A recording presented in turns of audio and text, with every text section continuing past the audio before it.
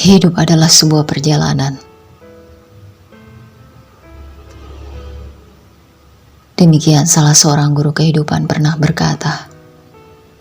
Dan karena hidup adalah sebuah perjalanan, maka tugas kita hanya berjalan dan terus berjalan hingga kita sampai di tempat tujuan.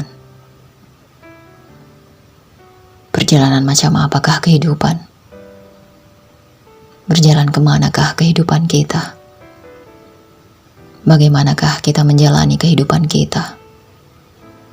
Pertanyaan seperti itulah yang akan muncul jika kita menganalogikan kehidupan seperti sebuah perjalanan.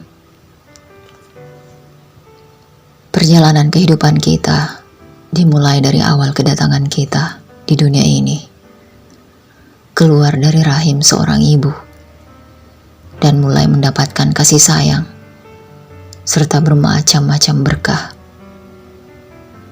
Kemudian kita sedikit demi sedikit bertumbuh menjadi seorang manusia yang memiliki kepribadiannya sendiri. Kita mulai menentukan pilihan kita, mulai berputar dalam perilaku baik buruk, mulai terbingungkan oleh realita dan idealisme, mulai tidak mengerti, mulai menyerah, lalu mulai tercerahkan lagi. Banyak hal yang kita alami dalam kehidupan, sangat banyak. Apapun yang kita alami, bagaimanapun kehidupan kita, yang harus kita lakukan adalah tetap berjalan, terus berjalan, melangkah dalam kehidupan kita. Namun, terkadang kita dipaksa untuk menyerah, dipaksa untuk berhenti melangkah. Ada kalanya kita menjadi demikian putus asa, merasa tak berdaya, dan tak mampu lagi melakukan apa-apa. Ada saat-saat di mana kita berada dalam titik nadir, berada dan tenggelam begitu jauh di lembah keterpurukan. Entah apa masalah atau alasan di balik keterpurukan itu. Namun, kebanyakan kita pasti pernah mengalami hal semacam itu. Dalam kondisi atau keadaan itu, pikiran kita yang telah sama lelahnya dengan berbagai aspek dalam kehidupan kita mungkin berbisik, "Aku menyerah. Aku tak sanggup untuk berjalan lagi." Saya pernah mengalami masa di mana satu-satunya pilihan yang tersedia untuk saya hanya berhenti melangkah, menyerah karena saking tidak berdayanya. Saya telah mencoba semua cara, semua pendekatan, namun saya tak bisa membuat keadaan lebih baik. Karena itu, saya tak akan menyalahkan siapapun di antara kamu yang hendak menyerah. Tapi kemudian saya sadar, saya telah melangkah begitu jauh, terlalu jauh malah. Saya tidak mungkin kembali. Dan perjalanan hidup adalah sama seperti perjalanan waktu, di mana sekali kita melangkah, kita tak akan mampu lagi untuk mundur atau kembali. Namun, energi saya untuk terus melangkah juga telah habis. Di pikiran saya ketika itu hanya satu, saya harus berhenti melangkah dan duduk menunggu mati, atau mengumpulkan sisa-sisa tenaga saya untuk terus melangkah. Harapan membuat saya lebih kuat. Harapan memberikan cahaya penerangan di antara gelapnya situasi yang saya alami. Saya melangkah sedikit demi sedikit, terus berjuang menghadapi masalah yang tidak bisa saya selesaikan, sambil berharap akan muncul pertolongan, akan muncul sesuatu yang bisa menambah energi saya. Saya melangkah dan terus melangkah.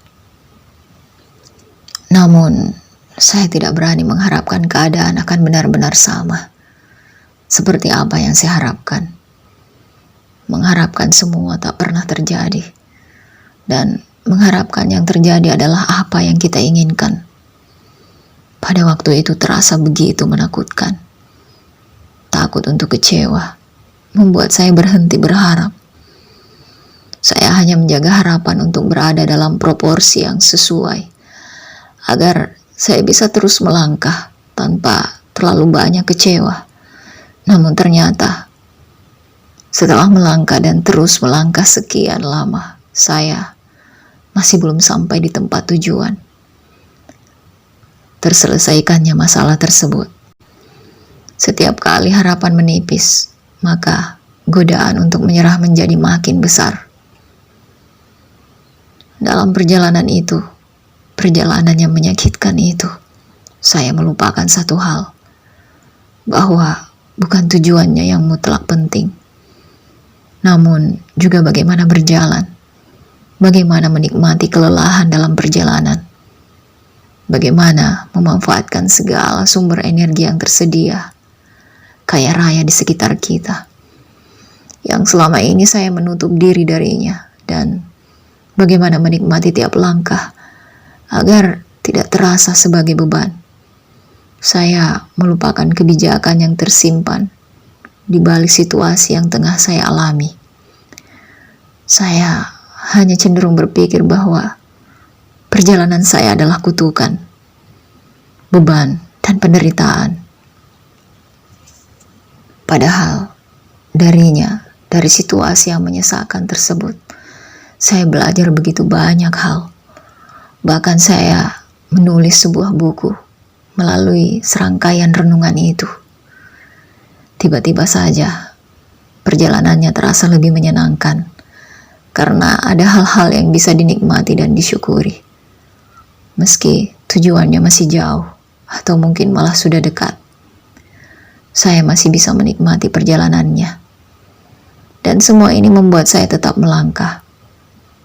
Saat kita belum tahu kemana kehidupan akan menuntun kita, maka menikmati perjalanan dan segala hal yang disajikannya adalah sesuatu yang sangat membantu. Agar perjalanan kita tidak terasa seperti beban atau kutukan, saya belajar satu hal yang sangat penting: menikmati kondisi keterpurukan sambil terus mencari kebijakan yang tersimpan di dalamnya, agar semua itu tidak lewat begitu saja. Jadi, untuk pertanyaan kemanakah kehidupan menuntun kita, tidak ada jawaban yang pasti. Semua begitu variatif. Namun yang pasti, melangkahlah dan terus melangkah bersama kehidupan. Nikmati segala hadiah yang disediakan dalam perjalanan itu, sampai kita nanti sampai di tempat tujuan. Semakin kamu peka dan tentram dalam melangkah, semakin banyak sumber daya yang bisa kamu dapatkan untuk membantumu terus melangkah. Lalu, kita sampai pada pertanyaan yang sangat penting. Bagaimanakah kita harusnya menjalani perjalanan kehidupan kita itu? Perjalanan yang sangat sulit, namun jawabannya sangat sederhana. Terserah Anda. Lah, kok bisa? Ya, bisa saja, dan memang demikian. Tuhan telah memberikan kebebasan pada manusia. Manusia boleh terus melangkah dan boleh menyerah. Dan kalau memutuskan untuk terus melangkah pun terserah dengan cara bagaimana. Namun ada hal-hal yang perlu kita pertimbangkan. Cara kamu berjalan menentukan energi yang bisa kamu simpan selama berada dalam perjalanan. Kehati-hatian kamu dalam melangkah akan membuat kamu tetap berada di jalur yang benar, bukan malah menyesatkan ke hutan terlarang yang menyimpan banyak bahaya.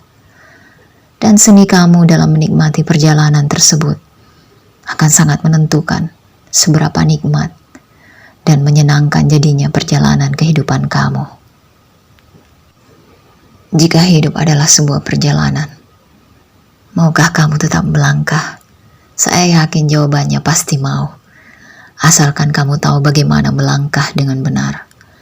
Bagaimana menjaga agar kamu tetap berada di jalur yang benar. Dan tahu bagaimana menikmati perjalanan kamu itu. Lalu, pertanyaan lain yang sama pentingnya. Bagaimanakah caranya untuk menikmati sebuah perjalanan yang jauh dan kadang tak tentu arahnya dan tujuannya? Santai saja kawan. Jika kamu terlalu serius, terlalu terburu-buru, bagaimana mungkin kamu bisa menikmati perjalanan kamu? Belajarlah membuat hidup menjadi sedikit santai. Bernyanyilah sesekali. Lakukan hobi yang bisa membuat kamu flow. Lakukan apa saja yang bisa membuat otak kamu fresh. Latihan meditasi dan yoga bisa jadi adalah alternatif yang bagus untuk kamu. Kemudian kamu harus menemukan maksud dan tujuan di balik perjalanan kamu. Cobalah untuk mengungkapkan maksud baik Tuhan di balik semua yang kamu alami. Maka segalanya akan menjadi lebih meneduhkan.